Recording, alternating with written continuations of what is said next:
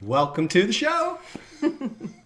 Did you know that it's very common for people in their 40s, 50s, 60s, and beyond to start feeling this urge to reinvent themselves? Now, we're talking reinvent yourself as far as your health goes, your relationships, your vocation, maybe pursuing that passion. Because here at Satori, age is just a number. And in tonight's episode, we're going to discover 6 ways that you can reinvent yourself and unlock that next chapter of your life at any age. Are you ready? I'm ready. Boy, did we have to rediscover a couple of new chapters in our lives. Being in our 50s now, you can probably relate if you're in your 40s, 50s, and beyond, like you said in the opening, that you found different chapters of life showing up. And, reinventing yourself can feel a bit of a daunting challenge at times. However, it's so rewarding when you're on the other side and you've stepped into that new identity. So let's have some fun. Let's unpack this thing. But you know what's funny? What? We say unlock the next chapter of your life at any age. Right. Well, so what if we didn't do that? What would that be like? That would be like, at the end of a book, you're reading a book, you're on the last chapter, it says the end. The end. Right? But so many people, so many of us, we go through life and it's not the end of this lifetime, and yet they're not writing new chapters. There's no more character development. There's no more relationships or adventure. Well, that's kind of not right. We need to keep unlocking and reinventing and allowing this character of us to continue to develop. I like that. Character of us. The character of you. Well, there's always stories included in the show. First of all, if you're joining us for the first time, welcome. I'm Tristan. I'm Sabrina, and I got my hair cut. I'm sure you noticed. It's very pretty, actually. Lot cut. I'm going to have to say thank you to our hairdresser because I'm going to see him tomorrow. We're all about the hair. So we go by Trisbrina, and this is our show. We've been doing this show for quite a couple of years now, I guess maybe 3 or 4 years. And we've got a beautiful community of friends. We see you guys piping in. Hello, hello, hello. Please do connect with us in the chat. And if you're on the replay, I hope that you're enjoying the show, and there's many more below this one or on our channel that you can enjoy too. We're always discussing topics about expanding our energy, awakening the love, the heart, and inventing and reinventing ourselves. So, do you want to kick it off with a story? 6 ways. You want to go through the 6 ways? What's the story? There's a story of a lovely lady, and she got her hair cut this very day. She used to be a little movie star, but now she lives afar in Austin, Texas. Let's go through the 6 ways, but there are stories to be included. All right, step number 1, or discovery number 1. The big discovery. The first way to reinvent yourself is to let go of your past. Is to let go of the past. I love this one as step 1 of reinventing myself because I can't move forward with the burden of the past. It's letting it go. It isn't forgetting it. You take the jewels with you. But so much of when we're talking about this kind of letting go of the past, it's sometimes the past traumas, the past hurt, the past limiting beliefs, the past fears that we used to define ourselves. And if we want to redefine ourselves, which is part of reinventing, is allowing this new character of us to develop, is if you want to have this trait, you might have to let go of that one. Here's a really simple example. What if the character that I'm developing or I'm reinventing has some new habits? Maybe that habit is I'm getting up a little bit earlier and I'm consistent with some self-reflection time for 15 minutes every morning. And I consistently take a 10-minute walk every morning. So if those are habits and patterns and choices that I want to have as this reinvented version of me that feels more true to who I am in this chapter of my life, I might have to let go of the one who maybe eats right before she goes to bed, and when the alarm goes off, hits the snooze button 3 or 4 times. Right? So that's in little ways, because you could say, I can hear some of you say it right now, but we are the past. We are everything that we've been through. Yes, but we're only in the moment of the now. So now is all that exists. So sometimes we try to bring the past, which is no longer an active vibration, into the now and reactivate it. So letting go of the past is being active in the now frequency and vibration, which is the vibration of creation. And it's that vibration of possibility. And to join in with this letting go part, the letting go is like the releasing and the holding on to the way things were. For me, it's been letting go of hurt. Because the hurt happened in the past, and then I've grabbed onto the story around that hurt, or that you betrayed me, or how dare you, or, you know, we all have our different stories. Yeah. And the forgiveness part has been a challenge in this life, and it's held me back from becoming the new, in the now, into the new, because I wanted to, oh man, so many times feeling like I wanted to go back and change it, or rewind the tape and revisit and fix it. And sometimes you can't. You actually have to let it go and just create the new. Does that relate to anybody? Do you feel like that shouldn't have happened? That should be fixed? The people that stole the money, they should have given it back. I want to go back into that story and get it back. Yeah. But you can't. No. You got to let it go and move on and create the new story. So I don't know what that looks like for you, but it's this art of letting go. Yep. So that you can evolve. I have It's a big one. one more piece to add to the letting go of the past. So often, like I just did a minute ago, I was really reflecting on some of the limiting beliefs, the bad things that had happened, the things that keep me on repeat. But what about letting go of the past that has the identity of X when I'm trying to create an identity of Y? It doesn't mean that it was bad. I might need to let go of this identity of being this achiever in this certain area of life and being this certain way so that I can explore something different. For us to reinvent ourselves and come online as teachers, we did let go of a lot of other identities and a lot of other... I was the guy with the broken back, and I was And repeating you that taught story. people to fight. I was the martial artist that couldn't be the martial artist anymore. So those identities get pretty thick. Yeah. And I think a lot of the issues that people have with aging is that they are trying to be the person that they were when they were younger, and they're really sad, right? They were the bikini model when they were 25, and at 55 it's not working out for them, so they feel like a failure. But when you let go of the past and allow yourself to write the chapter that is relative to the current version of you in the now, it's glorious. It's always an exciting chapter. And it's the only way to move to this next step. Okay. This one is about defining or clarifying the vision of the future, right? As we wrote some notes off to the side, getting clear on that vision. What does it look like? What are you dreaming of? What are you desiring more of? What are you feeling pulled towards? So let's dive into that. Yeah. And for those of you listening, in the very near future, we're going to be doing a 3-day virtual event called Alive and Thrive, where we're going to be diving into some of the things that we're discussing right now. So be on the lookout for that. So visioning the future as a part of reinventing yourself, you know, if you go to the store, you got to try on some stuff, right? It might look good on the shelf or look good on the mannequin, but you got to try it on. Do I like these tight capri leggings? Do I like these high-rise jeans? They look good on them. Do they look good and feel good on me? So this whole allowing yourself to imagine without the constraints and heaviness of the limited beliefs that we've had. You know, there's the old saying, like, if you could wave a magic wand, what would you like to try? What would you like to sample?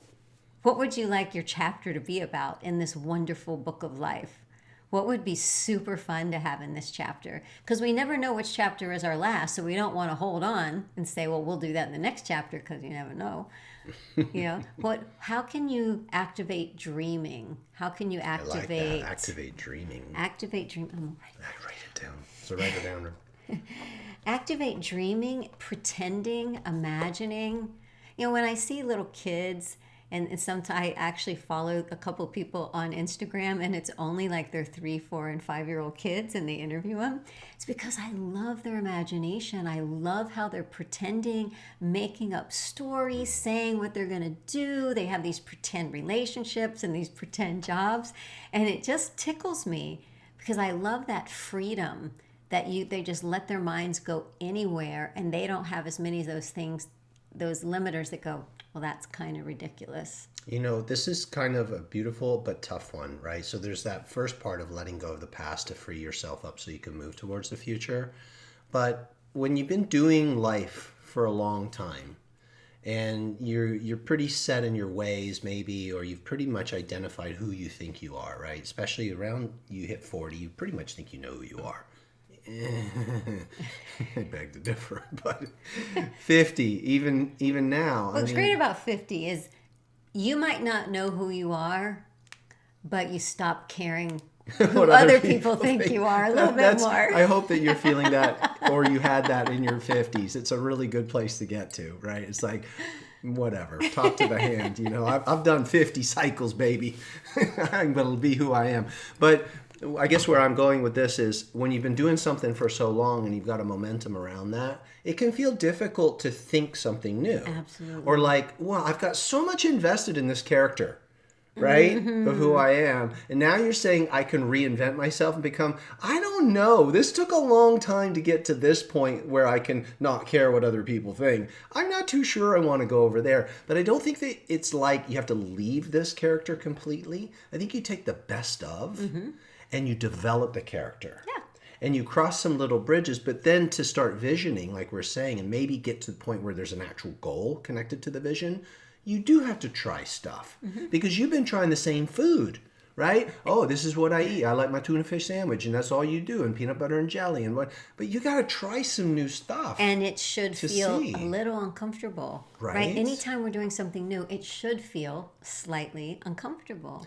And along with that, sometimes there's stuff that you already are desiring, but you've been muting it. Mm-hmm. Somebody else was saying you shouldn't do it, or didn't fit in with your lifestyle at that time, or you had a job that didn't allow you the time freedom to do it. But now maybe you do, and it's time to revive those old passions and give them a go. Revive the drive? Revive your drive, baby, and give it a go. Because maybe you've been muting that thing for too long. You're like, oh, I'm too old now. It's too late now. Yeah. Like, I think that's a crop. Mm-hmm. Come on. Well, if we think about a new chapter, if we relate it to like a television show, it's a new season. The character is the same character as last season, but they have some different adventures. Yeah. And we want them to meet new people and try new things and to go through things to become more and more their hero. Yeah. Some of the other voices I've heard is, I'm too old, right? Too old to do that now. What are you thinking? You're 55. You can't do that. Come on. You can give it a go. Or I'm 70, I can't do that. Like, who's making these rules? We had that recently. Who's making these rules? What was that thing I was telling you earlier? And you said, who made that rule? It was somebody I was coaching. Oh, yeah. And they were like, have I done enough? Oh, yeah. And you were like, who made the rule or the measuring stick of, oh, you've done enough. You got to the, who came up with this formula? Yeah. Right? Anyway, I think permission to play, permission to explore, permission to have passion again is going to help you create that new vision. And along with those visions, then come the goals. And goals are beautiful. Goals are stepping stones that help you move across the bridge. That's all they are. They're not this big thing, this hairy, audacious goal, and it's, you got to have the drive to reach the goal. Like that. Yep. Just have something that's exciting and then figure out how. Yeah. And you don't need to know all the steps. But you do need to start taking some steps. So you got to have a clarified goal. So this conversation of reinventing yourself could sound like, oh, everything's going to go along fine. Or I could reinvent myself and unlock this new chapter of my life. Or you could look at it like, I need to unlock the next chapter of my life and allow myself to constantly be reinventing, or I'm repeating the old version of me that's just stale. Mm-hmm. Right? What if you were reading a book and it should have 16 chapters to get to the end, but at chapter 13, the person just wrote the same thing? chapter 13, 14, 15, 16 was exactly the same. That would be not reinventing yourself, not having new experiences, because new experiences and challenges and taking a chance and doing something different, that's one of the ways that we grow. It's one of the ways that you get new insights, that you can actually appreciate another point of view. I know that no matter where I go or who I meet, whether I agree with what they're saying or not, a conversation and a situation expands my vision of life in one way or another. I'm either saying, I'm so understand that ignites me, or I feel the opposite of that and that ignites me. But when we kind of like give up on ourselves and stop growing, life, it really isn't life anymore. It's just a replay of the day before. Can I draw an imaginary thing over your head? Thank you. I love my wife is so willing to play games. So imagine there's a sunshine up here. Big sunshine. And the sun is shining down rays on Sabrina. Here. Oh, we've got toys? It's a green sunshine, but it'll work. There's a sunshine up here. Yay, sun! It is beaming down on Sabrina, right? And the sun represents the divine. And all these beautiful rays are pouring down on little Sabrina. But she's got a block here. She's got scrambled brains. Oh no, she's too much in her story. I'm too old. I can't do it. Well, all those rays, you know what those rays are? I waited too long. They're passion rays. And she's not allowing the passion to flow through her. And then she does some qigong. And the rays come pouring down. And when the energy pours into you, It comes right here. it goes all the way into your heart. But here's the thing. The divine is like, I don't know, sometimes I think of it as purpose. The ultimate purpose is to be connected to love, right? And the rays of love are passion rays. And if you're blocking them, you don't feel passion. You don't feel excited. You don't feel enthusiasm. But when you clear yourself and your limiting beliefs, you feel that passion again. And that's how the divine is using you as a portal to express itself. So when you start feeling the passion, It's going to be a bright, bright, sunshiny day. that means that you've gotten out of the way, you've opened your brains, you've cleared your head trash, and you're allowing the force of life, the energy to pour through you. That's what passion is. It's you identifying alignment. When you feel passion, you're aligned to purpose. You're aligned to the divine Clarity. sunshine. It's a poem. The divine sunshine. Okay, number 3 in tonight's list of ways to reinvent yourself is really obvious. Everyone is going to go, of course, with this one. It is to expand your self-care, which is your health care, right? Move your body. Do things that let you let go of stress. Take walks, do qigong, meditate, eat real food, sleep, just all the things, because it's very hard to have the energy to do what you want to do when you don't feel good. So take care of your health so you feel good, right? Because when your body feels good, you're more likely to be in a good mood and have good thoughts and take good actions. And if your body is like a vehicle that's going to take you from point A towards that new, lovely, amazing life that you'd like to envision and then create, then you need a good vehicle to get you there. If your vehicle's beat up, depleted, out of gas, your drive, is not going to feel inspired to get in the car and go. Because it's going to say, we ain't going to make it, right? And So it's going to take so long. And I don't have the juice to do it. So if you're depleted physically, you're going to be depleted mentally. And you're not going to feel passion. You're going to feel blocked, and the rays of passion can't reach your heart. So keep your body temple healthy and spry, and you will be feeling frisky and alive. Okay, so that's number 3, yeah? What animal do you think of when you say frisky? A little furry fox running fast. Fox. Yeah, what do you see? A kitten. Oh. Little friskies, Little little friskies, friskies. ain't you got fun? By the bowl full, by the bag full, ain't we got fun? Little frisky. Whatever. You guys remember Little Friskies? Welcome to the show. All right. Okay, number 4. The Numero fourth quattro. way to Develop a growth mindset. develop a growth mindset. Developing a growth mindset is Muy very importante. important way To reinvent yourself. So you say, what is a growth mindset? Well, we had a whole show about it a couple months ago that you can go and look at on our channel. Binge but for watch me, us. a growth mindset, I always say, well, what's the opposite? A mindset that's not moving, that is not growing. But objects at rest tend to stay at rest, right? So it isn't just not growing. It's so life is going and you're not growing. That means you're falling behind. So a growth mindset to me is learning new things, trying new things, being okay feeling silly, being okay not being great at something, being okay looking at something from a different point of view.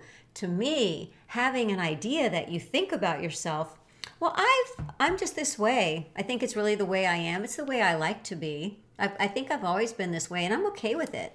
Maybe a growth mindset says, let's stop. Is this true? Is this true? And kind of reflecting back on some of the concepts that we have on ourselves if we find they are limiting us.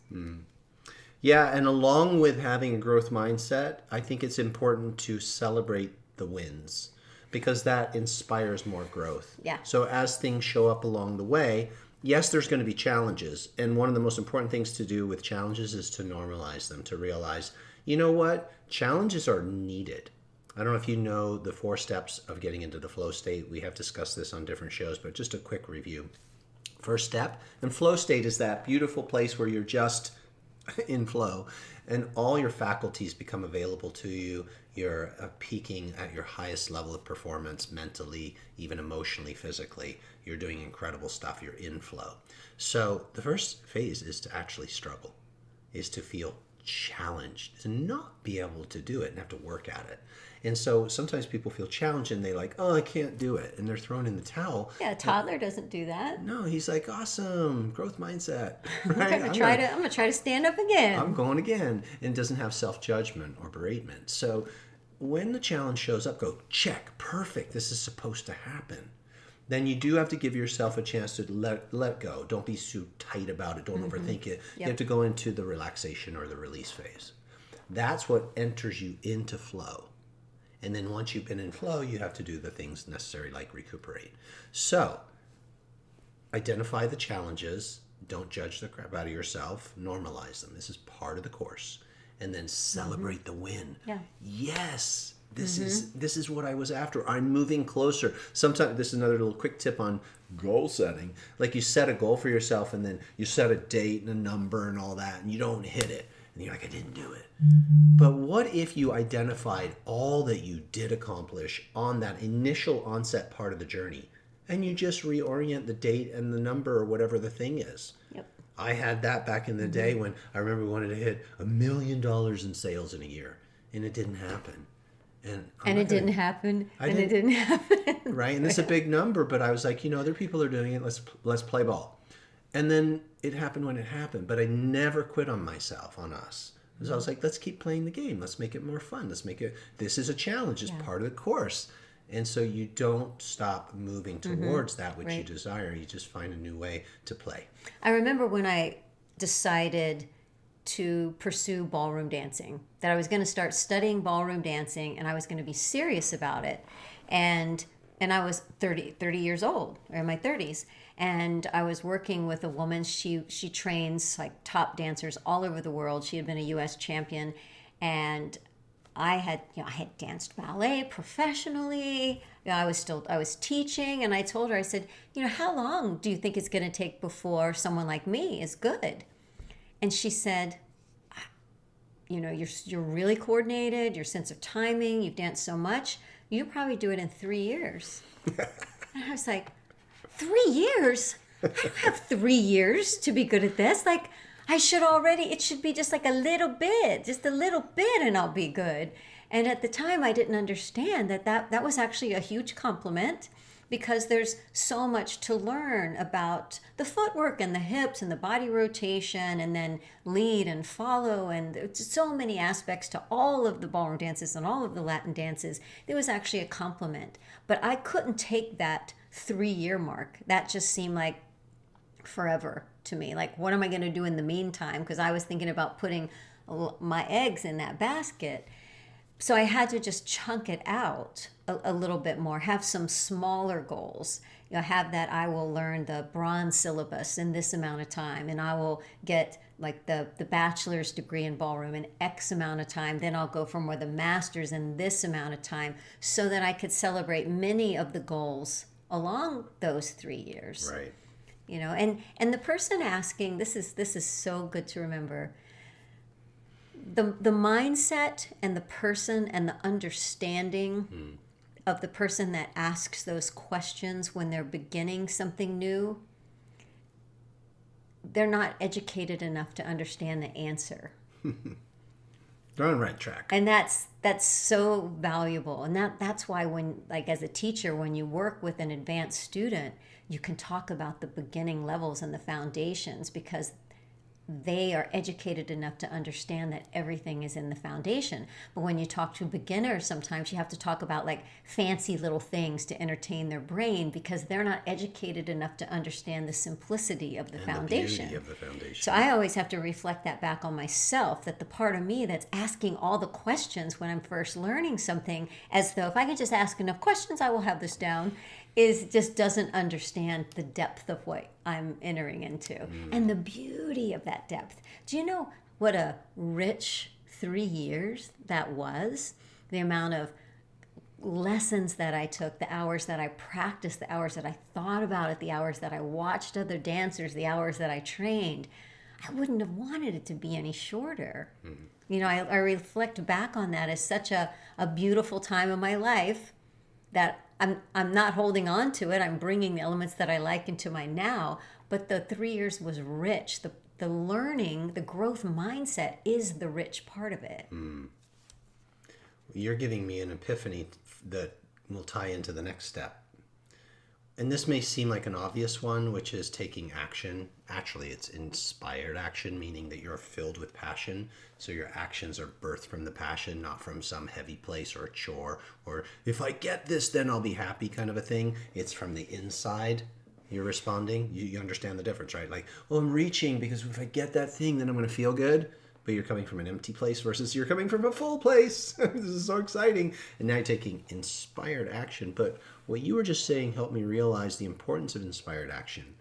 Inspired action is something that you are going to find you're taking action. If you do this right, because you can be inspired and not take action, and inspiration alone is never enough. But you take action when you're inspired and you start implementing right away. It's then that you start to understand what it is that you're really desiring, what it is that you're really learning. Yeah. So your goal before you've taken action is an idea. Yep. It's like there's something you saw somebody else have. It's not visceral yet. It's not experiential yet. It's a good growth mindset. It's a good vision. It's a good thought. Yeah. But it's not an experience yet. And that experience will evolve. So not until you've taken action do you get the feedback and the experience and the understanding. And then now you're on your way to birthing the thing that's going to be probably very different than what you thought it would be, right? Yeah. It'll be bigger than your wildest imagination. Yeah. It just reminded me, we certify people in some of our programs. So for example, we have a program called Satori Qigong, the Flow Farm. And when people register for it, the goal, the shiny object that they're seeking is, I'm going to be certified. And so it's like, I have to do all this stuff. How many hours is it going to take? How quickly can I do the lessons? When is everything? Because they're thinking, I just want that certification. I just want that thing. But what ends up happening is when we're meeting with people live on Zoom and we're able to see them and correct them and they're watching us train other people and the conversations that we have and the bonding and the interacting, when it's like one of the last training sessions before they're going to get certified, everyone's crying. Everyone's crying because they don't want the training to end. It's like a different person. They have now fallen in love with the essence of the program, not the plaque on the wall. That's so good. But then guess what? the whole thing gets to start again, because now the shiny object might be, I'm going to teach my first class.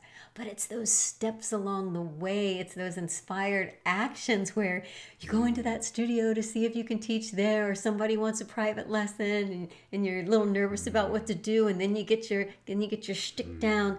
That becomes the juicy memory. That's the chapter that people want to read about in the book. They want to read about all the little steps along the way. It would be a pretty boring chapter if it just said, I signed up for a certification and I got it. Mm-hmm. Then I wanted to teach, I did it. Like, that chapter is pretty boring. It's all the stuff in the middle.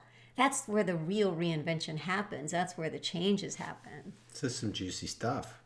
So inspired action for me is coming from within. And then you just made me realize the joy is in the journey, because you're having so much fun along the way. And like you said, the shiny object, but then you experience it and then there's another. Mm-hmm. But it's never that thing over there. It's the joy in the journey. So your inspired action leads you into joy. Mm-hmm. And then you're having so much fun on the journey. You know, when you jump in a car ride and you're with a friend and you guys are talk, and it's just one of those great conversations, and then you're there. You're like, oh my gosh, time went by so fast. Yeah. Because there was so much joy in that journey. It was never about where you were going. That's why they say road trip. Yeah. Right? And when you say that, everyone knows that that's like a fun way to say, like, hey, we're taking a road trip to Dallas. That's very different from, we're going to be in Dallas on Saturday. It's, we're going to drive there and stop and have jokes and memories and snacks and you're gonna play music. You're going to have joy on the journey if you start with inspiration, because there's a through line. Which leads us to the importance of being around the right people. This is our sixth and final step in the discoveries that we're making together. There's the naysayers. Let's have a complete sentence. The sixth way, right? The sixth way to reinvent yourself is to associate with others who are positive. The naysayers, the detractors, the people who want to say, oh, I'll give you 6 months, or, oh, good luck. Remember when my mom was bringing me at the age of 9 and my little sister, who was 3, to America after a divorce, on her own, 2 kiddos from England to Encino, California, with just a dream. And so many people back in England told her, you'll be back, you'll see, you can't do that. And that actually fueled her fire. She was like, I'll show them, right? But then she met people who said, this is amazing. What an incredible human. What a wonderful mother you are to give your kids this opportunity to take this chance. Get around those people. Yep. Those are the ones that we can thrive. Yeah, this kind of conversation. A lot of the limited beliefs that every day I'm doing my part to let go more and more and more, and to reflect and say, oh, that didn't feel good when I thought that. Why do I think that? Let me reframe it. Let me put some mental kung fu on there, right? A dash of mental kung fu. A little splash and dash of mental kung fu. It makes everything more tasty. Yeah. Just came from being around others who are in that conversation. Being around others who have similar judgments, maybe similar laziness, similar habits. Well, we can take advantage of this quality that we become like those that we hang out with, or talk to, or listen to, become friends with, what we spend our time feeding ourselves. So, if we reflect back on way number 1 to reinvent yourself, which is letting go of the past, that might pertain a little bit to this one, which is the community and who you spend time with. And it doesn't matter who it is. If you have an uncle that likes to call you super early in the morning and wake you up to complain about the weather, and you don't want that anymore, time for boundaries. Right? Boundaries. No, we don't do that. I don't take calls till after 9. Like, I know you told someone in your family, I would love to talk to you, but we're only going to talk about what's good. We're not going to rehash the past that can't be changed anymore. And when that didn't work, we stopped talking. Yeah. So finding conversations, books, classes, come to the dojo, hang out with us. Come to our event. Come to our event. Alive and Thrive. Can we give the dates? Sure. Okay, the dates are April So- 6, 7, and 8, 2023. And the reason this weekend is really special is a couple of reasons. One, it's my birthday, and it's also the be time on of your the year, spring, rebirth, Easter, where a lot of people, and it feels like the whole environment is saying, let's renew, let's reinvent. It's time to be alive. It's time to thrive. And what's so wonderful about these events is sometimes we attend a class and we move our mindset, or we get a little healthier, or we heal a little bit, but then it backslides because it was only an hour. And we have these advances and we slide back. But when we can have these 3 full virtual days together, Yeah. we can get results that stick. Because it's about healing physically, emotional, mentally. It's about being open to possibility. It's also about living a long life, but better than that, having a lot of life in our years. So everything that we're going to be talking about is about how to be more alive and thriving in all ways. It's going to be really fun. These are full day events. They start in the morning. We do record for a limited time, so it doesn't matter what time zone you're going to be in. You probably will be able to attend live, but you can always catch up. All the details are going to be sent to all of our subscribers, but if you're watching this video right now and you don't see the link, check back in a couple of days, because it'll be above or below or off to the side. Yeah. We're going to be adding it. We're going to try our best to do that. And if you are a member of the Satori community, which you probably are if you're seeing this video, we're going to open up registration early with a huge discount and an early bird special. Now, you could think this is a virtual event and it can't fill up.